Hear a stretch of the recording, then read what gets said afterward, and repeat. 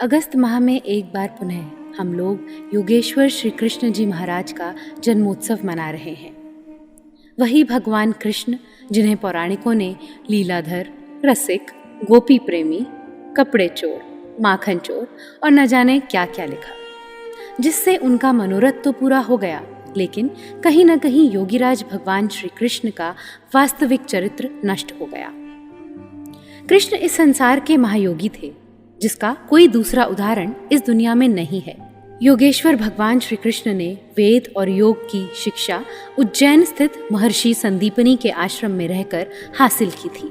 भले ही पुराणों में श्री कृष्ण के चरित्र से छेड़छाड़ की गई हो, उन्हें रसिक, रासलीला रचाने वाला, माखन चोर बताया गया हो, लेकिन सच ये है कि कृष्ण का व्यक्तित्व इतना विराट और अनूठा है। अनूठेपन की पहली बात यह है कि कृष्ण हुए तो अतीत में, लेकिन वह आज भी इस धराधाम का भविष्य है।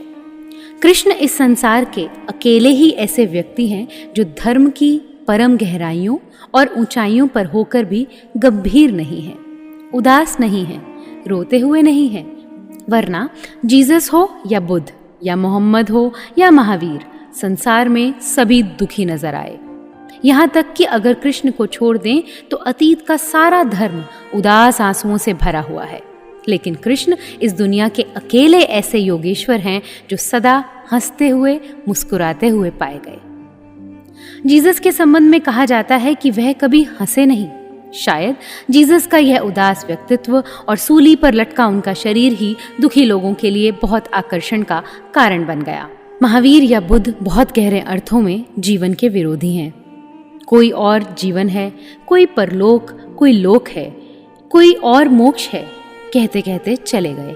लेकिन कृष्ण अकेले ही इस समग्र जीवन को पूरा ही स्वीकार कर लेते हैं, सभी को आत्मसात कर लेते हैं। कृष्ण दुख को भी स्वीकारते हैं और सुख को भी। शायद यही कारण है कि कृष्ण को छोड़कर पूरी मानवता के इतिहास में कोई नहीं है जो जन्म लेते ही हंसा हो। सभी बच्चे रोते हैं, सिर्फ एक बच्चा मनुष्य जाति के इतिहास में जन्म लेकर हंसा है। यह सूचक है इस बात का कि कृष्ण तो हंसती हुई मनुष्यता को ही स्वीकार हो सकते हैं। इसलिए कृष्ण ही भविष्य का भारत है। हजारों साल के इतिहास में मुश्किल से 10-5 लोग हैं जिनको हम कह पाएंगे कि उन्होंने परमात्मा को पा लिया। एक अर्थ में यह लड़ाई सफल नहीं हुई, क्योंकि अरबों खरबों लोग बिना परमात्मा को पाए मरे हैं। ये दुख की बात है। इससे साफ पता चलता है कि जरूर कहीं कोई बुनियादी भूल थी। नए नए मत संप्रदायों ने दुनिया को परमात्मा से दूर कर दिया, लेकिन कृष्ण का दर्शन एकमात्र ऐसा दर्शन है जिससे प्रत्येक मनुष्य चाहे तो परमात्मा को पा सकता है। नैनम छिन्दन्ति शस्त्राणि नैनम दहति पावकः न चैनम क्लेदयन्त्यापो न शोषयति मारुतः। इसी कारण श्री कृष्ण जैसे महापुरुषों की जिंदगी एक बार नहीं लिखी जाती, शायद सदी में बार बार लिखी जाती है। हजारों लोग लिखते हैं, हजारों व्याख्याएं होती चली जाती हैं, फिर धीरे धीरे श्री कृष्ण की जिंदगी किसी व्यक्ति की जिंदगी नहीं रह जाती।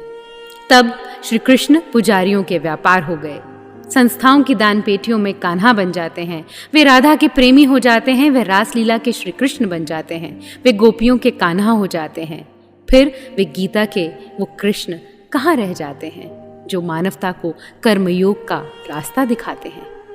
इसलिए पुराणों के चश्मे से श्री कृष्ण को नहीं समझा जा सकता, क्योंकि वहां सिवाय मक्खन और चोरी के आरोपों के अलावा कुछ नहीं मिलेगा। इस्कॉन के मंदिरों में नाचने से श्री कृष्ण को नहीं पाया जा सकता।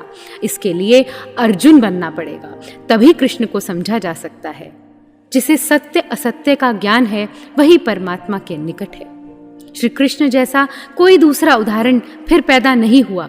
यदि स्त्री जाति के सम्मान की बात की जाए तो श्री कृष्ण जैसा दूसरा उदाहरण नहीं मिलेगा। बुद्ध ने स्त्री को दीक्षित करने से मना किया, महावीर ने तो उसे मोक्ष के लायक ही नहीं समझा, मोहम्मद ने उसे पुरुषों की खेती कहा तो जीसस ने उनके बीच प्रवचन करने से मना कर दिया। लेकिन इसके विपरीत श्री कृष्ण ने शायद भूलकर भी जरा सा भी अपमान किसी स्त्री का नहीं किया। जरूर उस समय स्त्री जाति श्री कृष्ण का सम्मान करती रही होगी, लेकिन इन झूठ के ठेकेदारों ने खुद नारी जाति का शोषण करने के लिए योगीराज के महान चरित्र को रासलीला से जोड़ दिया।